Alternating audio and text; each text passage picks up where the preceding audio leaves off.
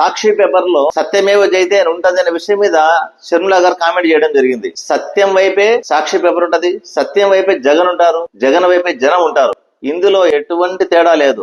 ఇక విజయమ్మ గారు ఇచ్చిన లెటర్ల విషయంలో సాక్షిలో పబ్లిష్ చేయలేదని అడుగుతా ఉన్నారు. సాక్షిలో పబ్లిష్ చేసే బాధ్యత జగన్మోహన్ రెడ్డి గారిదా అండి? మీకు కూడా మీడియాతో సంబంధాలు ఉన్నాయి, మీడియా యొక్క నాలెడ్జ్ ఉంది కదా, అది ఎవరు చూసుకోవాలి? సాక్షిలో యూనిట్ లోని సిబ్బంది చూసుకుంటా ఉంటారు. వాళ్ళందరూ కూడా జగన్మోహన్ రెడ్డి పిలిచి ప్రశ్నిస్తారా మీరు వేస్తున్నారా లేదా అని.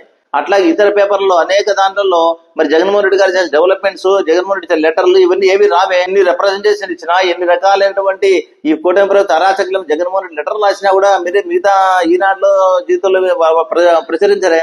మరి వాటి గురించి అడగరా మీరు? ఏంటి మాట్లాడే మాటలు?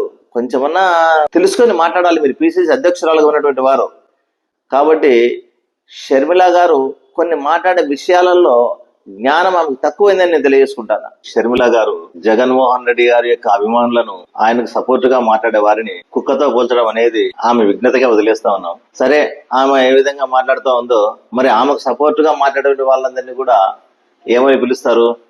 గజ్జి కుక్కలను పిలుస్తారా, పిచ్చి కుక్కలను పిలుస్తారా? మరి ఆమెకే వదిలే, అది ఆమె నిర్ణయించాలి. అసలు ఈ రోజు షర్మిల గారికి ఆస్తుల మీద ఉన్నటువంటి ఆసక్తి ఈ రాష్ట్రంలో జరుగుతున్నటువంటి కూటమి పాలన మీద లేదు. కూటమి పాలన చేసినటువంటి తప్పులను తూతు మంత్రంగా విమర్శిస్తూ ఏమాత్రం కూటమి మీద ఎదుర్కొనేటువంటి పరిస్థితులు ఒక్క ప్రయత్నం కూడా చేయకుండా జగన్మోహన్ రెడ్డి గారిని మాత్రమే టార్గెట్ చేసుకొని ఈ రోజు రాష్ట్రంలో ఆయన పర్యటిస్తా ఉన్నారు.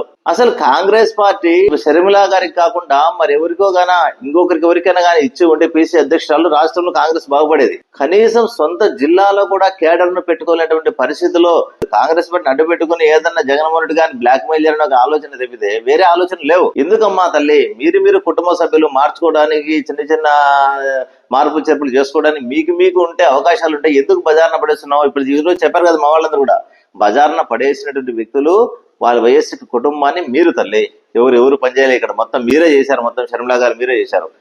జగన్మోహన్ రెడ్డి గారి శ్రమను మీరు ఏమాత్రం విశ్వాసం లేకుండా ఆయన చేసినటువంటి ఎంతో రకాలైనటువంటి వ్యాపారంలో ఇబ్బందులు ఎదుర్కొని ఒడిదుడుకులు ఎదుర్కొని జగన్మోహన్ రెడ్డి గారు ఈ రోజు మీ కుటుంబాన్ని ఒక స్థాయిలో తెచ్చిపెడితే మీరు మాట్లాడేటువంటి పరిస్థితి ఇది. ఆర్థికంగా నేను చెప్తున్నది, ఆర్థికంగా మీ కుటుంబాన్ని పరిపుష్టిత కావడానికి కారణం ఒక్క జగన్మోహన్ రెడ్డి గారి రాజశేఖర రెడ్డి మాత్రం కాదు.